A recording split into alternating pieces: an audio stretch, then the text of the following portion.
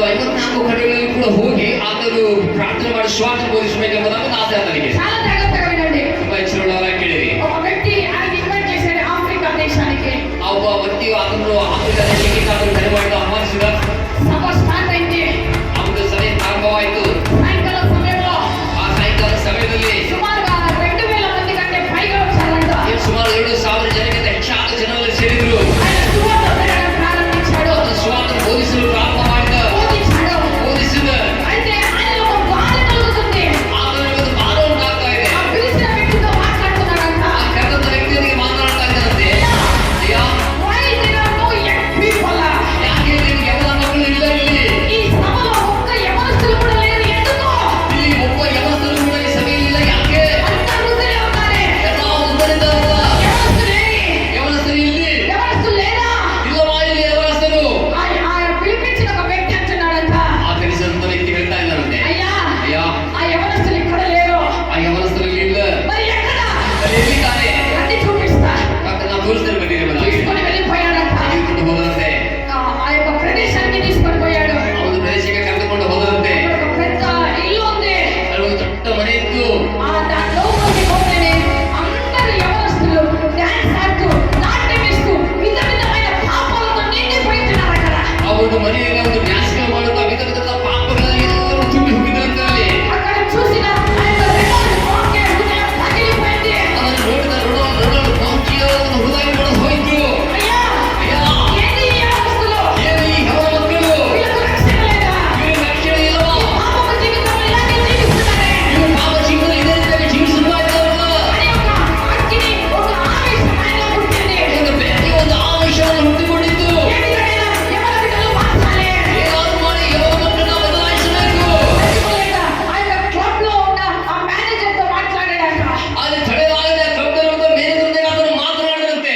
అయ్యా ಅಯ್ಯ, నాకు ఒక 5 నిమిషాలు సమయం ఇవ్వండి చాలు. ನನಗೆ ಒಂದು 5 ನಿಮಿಷದ ಸಮಯ ನನಗೆ ಕೊಡಿರಿ. ఆయన అన్నాడంట, పిచ్చోడా, ಮುಖ್ಯ నీకు 5 నిమిషాలు నేనెందుకు ఇస్తా? 5 నిమిಷ ನಾನು ಯಾಕೆ ನಿಮಗೆ ಕೊಡ್ತೇನೆ? నేను ఇవ్వనన్నాడంట. ನಾನು ಕೊಡುವುದಿಲ್ಲ. మనసు చాలా నొచ్చుకున్నాడంట. ಮನುಷ್ಯಗೆ ತುಂಬಾ ನೋವಾಯ್ತಂತೆ. తిరిగి వెళ్ళిపోతున్న సమయంలో ತಿರುಗಿ ಹೋಗುವಂತ ಸಮಯದಲ್ಲಿ పరిశుద్ధాత్మ దేవుడు రెనాల్డ్ వాకేతో మాట్లాడుతున్నాడు. ಪರಿಶುದ್ಧಾತ್ಮ ದೇವರು ರೊನಾಲ್ಡ್ ಬಾಂಕಿಯನಿಗೆ ಮಾತನಾಡ್ತಾ ಇದ್ದರಂತೆ. రెనాల్డ్ వాకే, ರೊನಾಲ್ಡ್ ಬಾಂಕಿ, వెళ్ళి అతనితో మాట్లాడు. ನೀನು ಹೋಗಿ ಅತನಿಗೆ ಮಾತನಾಡು. నీ దగ్గరికి ఇంతమంది యవన బిడ్డలు వస్తున్నారు కదా, ನಿನ್ನ ಬಳಿ ಇಷ್ಟೆಲ್ಲ ಯವನ ಮಕ್ಕಳು ಬರ್ತಾ ಇದ್ದಾರಲ್ಲ, వాళ్ళ ఫ్యూచర్ ఏంటిది? ಅವರ ಒಂದು ಭವಿಷ್ಯ ಏನು? వాళ్ళు పాడైపోతున్నారు. ಅವರು ಹಾಳಾಗಿ ಹೋಗ್ತಾ ಇದ್ದಾರೆ. నీ దగ్గరికి వస్తున్నారు కదా, ನಿನ್ನ ಬಳಿಗೆ ಬರ್ತಾ ಇದ್ದಾರಲ್ಲ, వాళ్ళ ఫ్యూచర్ ఏంటిది? ಅವರ ಒಂದು ಭವಿಷ್ಯ ಏನು? ఈ ప్రశ్నకు వెళ్ళి ఆ మేనేజర్ తో మాట్లాడతాడంట. ಆ ಒಂದು ಮೇನೇಜರ್ ಮಾತನಾಡೋದಾಗಿ ಹೇಳಿದಂತೆ. 2 అడుగుల ముందుకేసిన రెనాల్డ్ వాకే 2 ಹೆಜ್ಜೆಗಳು ರೊನಾಲ್ಡ್ ಬಾಂಕಿ ಮುಂದೆ ಹಾಕಿದರಂತೆ. పరిశుద్ధాత్మ శక్తి మాట విని తిరిగి ఆ 2 అడుగులు వెనక్కి వేశాడు. ಅದೇ ಪರಿಶುದ್ಧಾತ್ಮ ಮಾತನ್ನು ಕೇಳಿ ಬಂದು 2 ಹೆಜ್ಜೆ ಹಿಂದೆ ಹಾಕಿದ ಆತನು. ఆ వ్యక్తిని అడుగుతున్నాడంట, ಆ ವ್ಯಕ್ತಿಗೆ ಕೇಳ್ತಾ ಇದ್ದಂತೆ. అయ్యా ಅಯ್ಯ, నేను ఒక మాట అడగనా? ಒಂದು ಮಾತನ್ನು ಕೇಳಲ್ಲ? అడుగు. ಕೇಳು. నీ దగ్గరికి ఇంతమంది యవన బిడ్డలు వస్తున్నారు కదా, ನಿನ್ನ ಬಳಿ ಇಷ್ಟೆಲ್ಲ ಯವನ ಮಕ್ಕಳು ಬರ್ತಾ ಇದ್ದಾರಲ್ಲ, వాళ్ళ ఫ్యూచర్ పాడైపోవటం లేదా? ಅವರ ಭವಿಷ್ಯ ಹಾಳಾಗ್ತಾ ಇಲ್ವಾ? ఒకే ఒక మాటకు ಒಂದೇ ಒಂದು ಮಾತಿಗೆ ఆయన అంటున్నాడంట, ಆತನು ಹೇಳ್ತಾ ಇದ್ದಂತೆ. నేను కూడా ఉదయం నుండి ఇదే ఆలోచన చేస్తున్నా. నీకు ఈ మాట ఏ విధంగా తెలిసింది?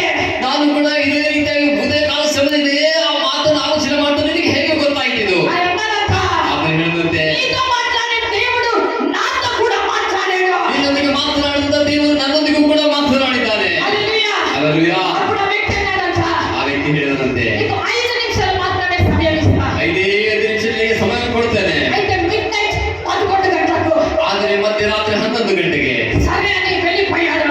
ಸರಿ ಎಂಬುದಾಗಿ ಹೊರಟೋದಂತೆ. ఆ రోజు మోకాళ్ళకి ప్రార్థన చేశాడంట. ಆದ್ರೆ ಮನಸ್ಸಾಲಿ ಪ್ರಾರ್ಥನೆ ಮಾಡಿದನಂತೆ. అయ్యా ಅಯ್ಯ, యవన బిడ్డలు మారాలి. ಅಯ್ಯ, ಇವನ ಮಕ್ಕಳು ಬದಲಾಗಬೇಕು. పాపంలో ఉన్నారయ్యా, ಇವನ ಪಾಪದಲ್ಲಿದ್ದಾರಯ್ಯ. వాళ్ళకు తెలియదయ్యా, ಅಯ್ಯ, ಇವನು ಗೊತ್ತಿಲ್ಲ. వాళ్ళు పడిపోతారయ్యా. ಅಯ್ಯ, ಅವ್ರ ಬೆಂಕಿಲ್ ಹೋಗ್ತಾರಯ್ಯ. ఎవరు మారు మనసు కలగాలి. ಅಯ್ಯ, ಅವ್ರ ಮನಸ್ಸಾಂತರ ಹೊಂದಬೇಕಯ್ಯ. ప్రార్థన చేయడం ప్రారంభించాడు. ಪ್ರಾರ್ಥನೆ ಮಾಡಲು ಪ್ರಾರಂಭಿಸಿದಂತೆ. మెసేజ్ ఎంత ఉంటుంది మనది? సుమారు గంట సేపు చెప్తాం. ನಾವು ನಮ್ಮ ಸಂದೇಶ ಹೇಗಿರ್ತದೆ 1 ಗಂಟೆ ನಾವು ಹೇಳ್ತೇವೆ. అయితే ఆయనకి ఇచ్చిన 5 నిమిషాలు మాత్రమే. ಕೇವಲ ಆತನಿಗೆ ಕೊಟ್ಟದ್ದು ಕೇವಲ 5 ನಿಮಿಷ. ఆయన బుక్ తీసుకున్నాడంట. ಆತನ ಪುಸ್ತಕ ತೆಗೆದು